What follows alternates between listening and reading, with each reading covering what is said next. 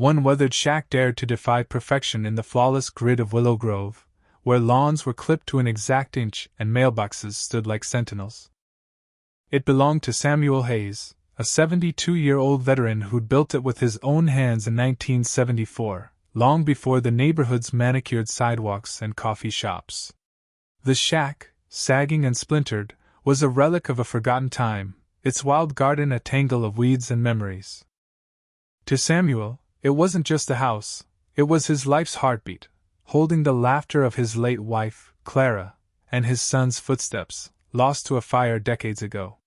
But to the Willow Grove Homeowners Association, led by the icy Victoria Grant, it was an eyesore, a stain on their pristine vision. Victoria, with her sharp blonde bob and pearl necklace, ruled the HOA like a queen. Her husband, Richard Grant, owned Grant Horizons, a real estate empire eyeing Samuel's land for a gleaming townhome project. When Samuel received a crisp letter citing code violations and demanding demolition within 14 days, he didn't rage or plead. He folded the letter, poured his black tea, and sat in Clara's old rocking chair, staring at the garden as if it whispered back. The notice wasn't about safety, it was erasure, and Samuel knew it. Willow Grove didn't confront openly.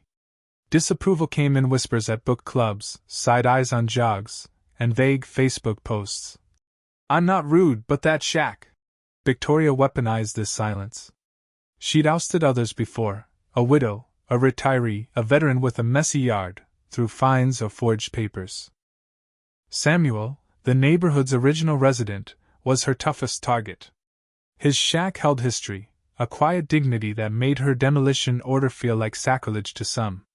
Yet no one spoke for him at HOA meetings. He was a ghost, uninvited, unreachable, a man who didn't wave or chat. Kids called him Shadow Grandpa, daring each other to knock on his door. None ever did. Samuel's past was a tapestry of loss. He'd fought overseas, returned, and built the shack board by board. His son, Michael, was born there, learned to walk there, and died there at 9 in a fire caused by a faulty heater. Samuel carried his boy's body from the flames, leaving the charred beams untouched, a wound he couldn't rebuild. Years later, Clara's cancer battle ended in that same house. Samuel nursed her, read to her, slept by her bed, clinging to every moment. After her death, he faded into the shack's creaks and shadows, a man woven into its rotting wood. To Victoria, it was a liability. To Samuel, it was all he had left. On a silent Tuesday morning, the bulldozer rumbled onto Elmwood Lane, its treads carving the concrete. Victoria's white SUV trailed behind, her clipboard ready. But Samuel was waiting. He stood on his porch, army jacket frayed, a rusted World War II helmet at his feet, a nod to his father's war. A steel chain bound him to the porch's main beam, locked tight, no key. A cardboard sign hung from his neck. "Tear this down, you tear me down." A GoPro, set up by a nervous teen neighbor, blinked red, streaming live on TikTok. Samuel didn't shout or gesture. He stood rooted, his eyes cutting through the dawn.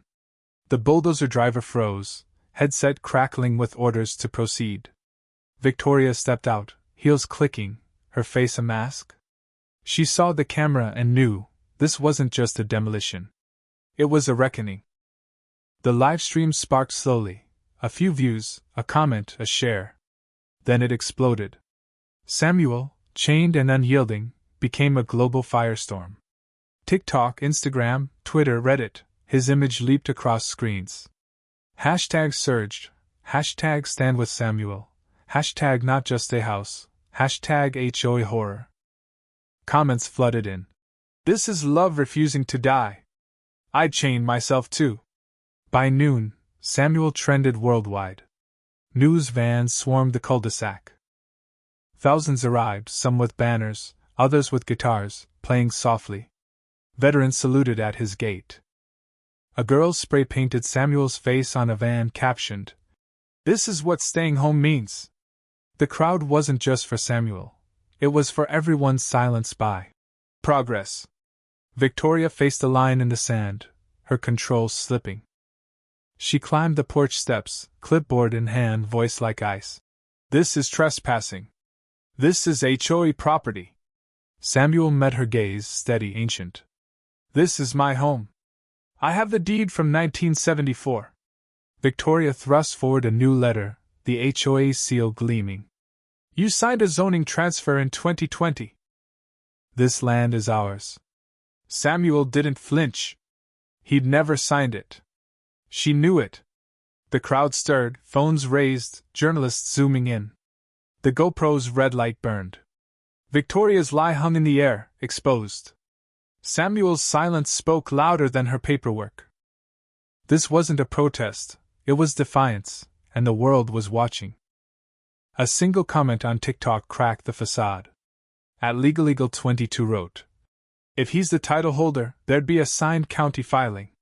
Check it." Freelance journalist Mia Chin, 28, saw it and dug in. By 2 a.m., she found the zoning application buried in unrelated files, with Samuel's signature from a 1989 permit, copied pixel for pixel. It was forgery, deliberate and cold. Mia's article, "The Man They Tried to Erase," exposed the grant scheme, a forged signature, a rezoning push, and a townhome project waiting to swallow Samuel's land. Published independently, it hit 1 million views in hours. CNN, Vice, and the New York Times amplified it. Petitions surged. Whistleblowers from the HOA confessed to quiet evictions. Victoria's name became a curse, trending for all the wrong reasons. The tide turned. The mayor, cornered by public fury, nullified the demolition order and launched an investigation. Grant Horizons faced federal scrutiny, revealing a web of forged documents across neighborhoods. Richard was indicted. Victoria resigned. The HOA dissolved. Samuel's shack was declared a historical landmark, not for its wood, but for its stand. Volunteers tended the garden, artists restored the porch, and veterans funded repairs.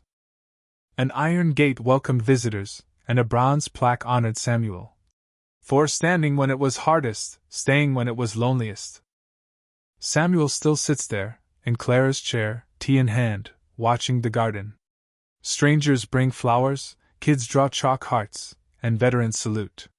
He says little, his silence full, his story told by the house itself. He didn't need to shout. He just stayed, and won. What do you think? Should Samuel have fought so fiercely, or was Victoria's push for progress justified?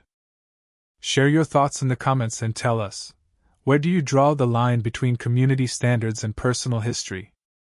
Like and subscribe for more stories that spark debate.